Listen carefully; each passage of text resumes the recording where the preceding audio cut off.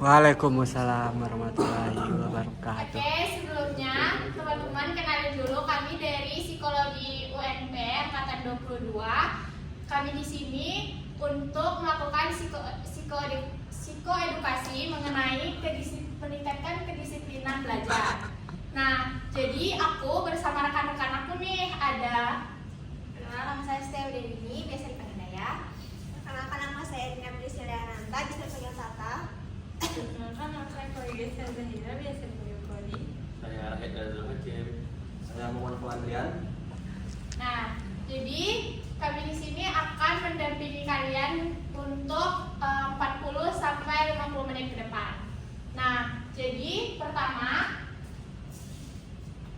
apa itu disiplin yang akan dijelaskan oleh Kak Yaya? Pada Kak Yaya dipersilakan. Baik teman-teman, di sini aku bakalan ngejelasin apa sih itu kedisiplinan. Nah, kedisiplinan menurut teman-teman tuh gimana sih? Nah, kalau misalnya seperti contoh nih, teman-teman bisa datang tepat waktu. Nah, lanjut ya bakalan langsung ngejelasin apa itu kedisiplinan. Nah, kedisiplinan adalah kemampuan seseorang untuk mengendalikan perilaku, tindakan, dan kebiasaan mereka sesuai dengan aturan, norma, dan nilai-nilai yang sudah ditetapkan. Ini melibatkan kemampuan untuk mengetahui peraturan, menghormati tenggat waktu, menjaga ketertiban, dan mengikuti prosedur yang ditetapkan. Nah, kedisiplinan ini melibatkan tanggung jawab pribadi, kontrol diri, dan komitmen untuk mencapai tujuan yang telah ditetapkan. Nah, dalam konteks pendidikan, kedisiplinan seringkali berhubungan dengan keteraturan dalam belajar, penyelesaian tugas, dan kepatuhan terhadap aturan dan etika akademik. Kedisiplinan yang baik akan menuju sukses yang profesional, akademik, dan pribadi.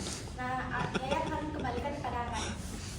Nah, makasih Kak Yaya. Nah, jadi itu tadi kedisiplinan yang dijelaskan oleh Kak Yaya. Setelah ada kedisiplinan, jadi disiplin ini juga punya manfaat nih. Ada 4 manfaat kedisiplinan yang akan dijelaskan oleh teman kakak lagi, yaitu Kak Tata. Yuk Kak Tata.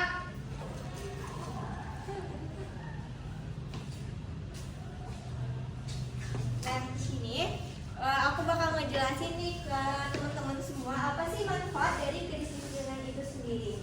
Nah, yang pertama ada meningkatkan kinerja akademik. Nah, di sini meningkatkan kinerja akademik, gimana sih cara teman-teman semua bisa membuat jadwal efektif? Ditambah lagi mungkin teman-teman mempunyai jadwal les atau mungkin jadwal OSIS, di mana itu bisa mempunyai waktu yang sama. Nah, itu gimana caranya teman-teman bisa mengatur jadwal itu sendiri. Nah, gimana juga cara teman-teman bisa mengelola tugas dan proyek secara bersamaan sehingga tidak melewati dari tenggat waktu yang diberikan. Lalu yang kedua itu adalah meningkatkan kemandirian, di mana teman-teman semua dapat mengatur prioritas yang mana yang harus teman-teman semua dahuluin dari tugas-tugas yang mungkin menyita banyak waktu teman-teman semua.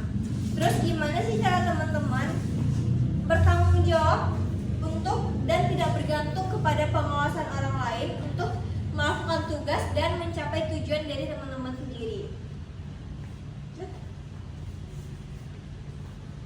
Baik, saya akan menjelaskan manfaat dari disiplin yang ketiga dan keempat.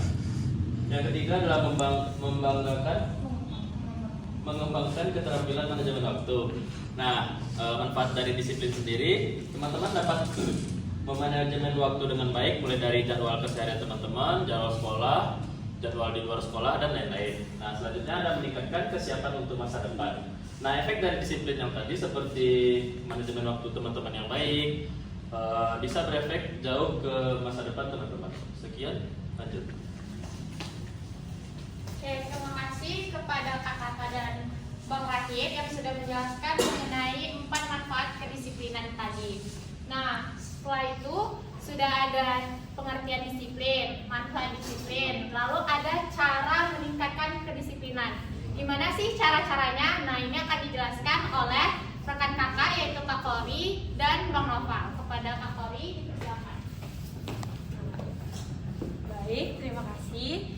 Di sini aku akan menjelaskan beberapa cara yang dapat membantu kalian untuk meningkatkan kedisiplinan kalian. Yang pertama adalah menetapkan tujuan yang jelas. Kalian dapat menetapkan tujuan kalian yang terukur, spesifik, dan realistis. Tujuan yang memberikan arahan dan motivasi yang dapat mempertahankan kedisiplinan. Yang kedua adalah membuat rencana tindakan, yaitu kalian bisa membuat rencana tindakan yang terperinci untuk mencapai tujuan kalian. Yang ketiga adalah mengelola waktu dengan bijaksana. Kalian dapat mengelola waktu kalian dengan baik, seperti membuat jadwal harian atau mingguan yang mencakup waktu belajar, istirahat, kegiatan ekstrakurikuler, dan waktu luang. Penting juga untuk menghindari penundaan tugas-tugas. Selanjutnya akan dijelaskan kepada Rafa. Baiklah teman-teman, di sini aku melanjutkan materi dari Kori. Materi yang akan aku jelaskan yaitu tentang bagaimana sih cara kita membuat lingkungan belajar agar menjadi lebih tertib. Tentunya teman-teman pasti pengen dong punya lingkungan belajar yang tertib. Nah, gimana sih caranya? Pertama nih, kita pastikan dulu lingkungan belajar teman-teman bebas dari gangguan dan pastinya terorganisir. Terus contoh simpelnya itu kayak kita pastiin kalau meja belajar yang kita gunakan tuh bersih dan tentunya rapi. Dan juga kita harus bisa menghindarkan distraksi apapun yang dapat mengganggu fokus teman-teman. Nah, cara selanjutnya bagaimana sih strategi kita untuk bisa mengelola stres? Teman-teman bisa melakukan relaksasi saat sedang mengalami stres. Teman-teman juga bisa melakukan pernapasan dalam dan membuangnya secara perlahan. Atau teman-teman juga bisa lakukan olahraga kegiatan fisik yang kayak olahraga ringan. Nah, tindakan tersebut bisa banget nih buat mengelola stres dan juga dapat membantu teman-teman menjaga fokus dan mempertahankan kedisiplinan teman-teman. Nah, cara selanjutnya bisa mencari support melalui teman. Seperti teman-teman bisa memberikan dukungan antar sesama teman dengan saling mengingatkan. Nah, kita masuk ke cara yang terakhir dengan meningkatkan kedisiplinan siswa dengan cara menyediakan model peran. Simpelnya teman-teman bisa mencari role model yang bisa memotivasi teman-teman agar bisa memperkuat kedisiplinan teman-teman. Sekian dari saya. Nah, oke. Jadi kakak-kakak tadi, ini mana nih kakak-kakaknya? Yuk sini. Mana sudah menjelaskan mulai dari pengertian disiplin, manfaatnya, dan cara-caranya. Nah, jadi teman-teman tertarik nggak nih untuk meningkatkan kedisiplinan setelah apa yang sudah disampaikan oleh kakak-kakaknya? Harusnya tertarik dong ya. Nah, untuk ini kita membuka tiga pertanyaan yang mana kita sudah menyiapkan apa kak? 3 reward ya, berupa coklat dan tangan. Yang ingin bertanya boleh angkat tangan dan memperkenalkan dirinya. Udah. Udah. Oke. Udah. Oke, sekian simulasi psikoedukasi dari kelompok kami. Apabila ada kesalahan, mohon maaf. Wabillahi taufiq wal hidayah. Assalamualaikum warahmatullahi wabarakatuh.